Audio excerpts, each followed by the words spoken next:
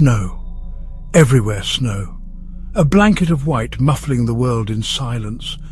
Trees stood stark skeletal fingers reaching for a sky the colour of lead. This was not a winter wonderland. This was a frozen wasteland where the cold seeped into your bones and chilled you from the inside out. The wind howled like a wounded animal, whipping up the snow into blinding flurries. It was the kind of wind that cut through layers of clothing as if they were paper, biting into exposed skin with razor-sharp teeth. The sun, a pale ghost behind the clouds, offered no warmth, no comfort. Out here, in the vast emptiness of the wilderness, there was a sense of isolation so profound it was almost tangible. It pressed down, suffocating, a weight on the chest that made it hard to breathe. Out here, you were utterly alone. Sarah huddled deeper into her thick winter coat, her breath frosting in the air before her. She'd been driving for hours, the monotony of the snow-covered landscape broken only by the occasional windswept pine. It hadn't occurred to her that the storm would hit so quickly, transforming the road into a treacherous ribbon of ice. She had lost control, the car spinning wildly before crashing into a snowdrift. Thankfully, she was unharmed, but her car was hopelessly stuck. Her phone, of course, had no signal. She was stranded. The silence, once broken by the roar of the engine and the rhythmic thud of the windshield wipers, was now deafening. It pressed in on her, amplifying the fear that was starting to coil in her gut. Panic threatened to overwhelm her, but she pushed it down. Panicking wouldn't help. She needed to think. She decided to seek shelter. In the distance, through the swirling snow, she saw the outline of a structure. A cabin, perhaps? Hope flared a tiny spark in the vast emptiness of her fear. Gathering her courage, she stepped out into the biting wind, the snow crunching under her boots, and started walking. The wind seemed to whisper around her as she trudged through the deepening snow.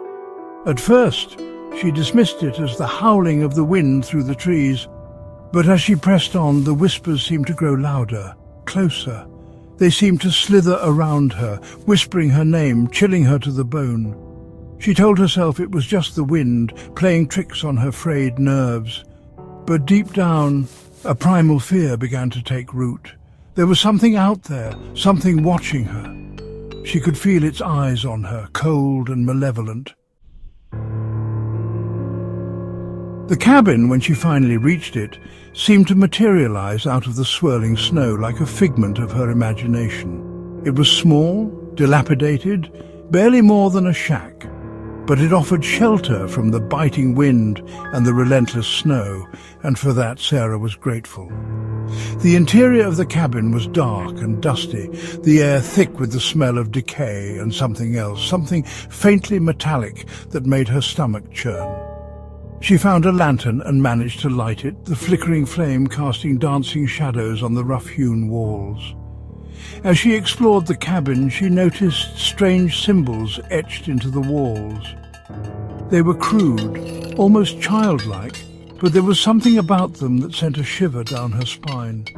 They seemed ancient, primal, filled with a sense of menace that was impossible to ignore. The scream caught in her throat, frozen by terror.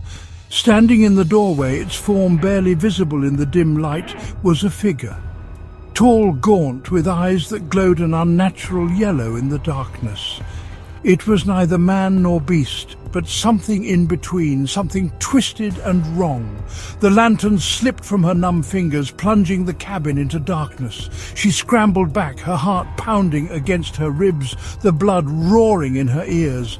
The creature moved towards her, its breath rasping in the silence, the stench of decay filling her nostrils. She closed her eyes, waiting for the inevitable, but it never came. She opened her eyes a crack, peering into the darkness. The creature was gone. She was alone. Or was she? The storm raged for 3 more days. 3 days that stretched into an eternity of fear and paranoia. She huddled in the corner of the cabin, her back against the rough-hewn wall, her eyes darting to the shadows, her ears straining for any sound. She had glimpsed the creature several times, always at the edge of her vision, a fleeting shadow that vanished as quickly as it appeared. But she knew it was there, watching her, waiting, hunting her. The silence was the worst. It was a living thing pressing in on her, suffocating her. She longed for the sound of a human voice, the comfort of another presence. But there was nothing, just the howling of the wind and the whispers, always the whispers, slithering around her, driving her slowly insane. They found her a week later, huddled in the corner of the abandoned cabin, her eyes vacant, her face frozen in a rictus of terror. The storm had finally passed, leaving behind a world blanketed in white. But for Sarah, the winter would never end. Some dismissed it as a case of exposure, the ravings of a woman driven mad by the elements. But there were others, those who knew the legends, who looked at the strange symbols etched into the walls of the cabin, who saw the fear frozen on Sarah's face, who knew the truth. The creature was still out there, lurking in the shadows, waiting for its next victim. And the winter, the endless, terrifying winter, had only just begun.